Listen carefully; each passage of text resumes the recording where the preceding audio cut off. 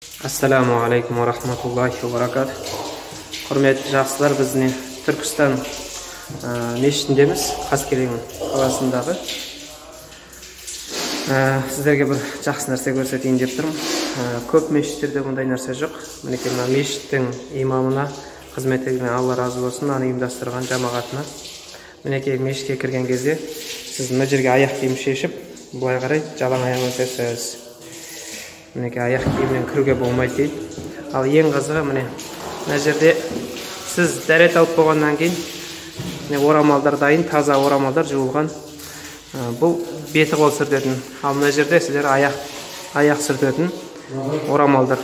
Қолданып болған соң міне аяқ қолданғанда мынаған саласыздар, қолмен бет жуған мынаған саласыздар.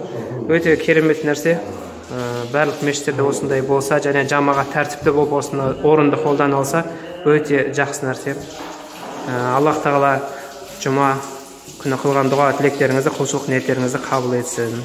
Ассаламу алейкум ва рахматуллахи ва баракатух.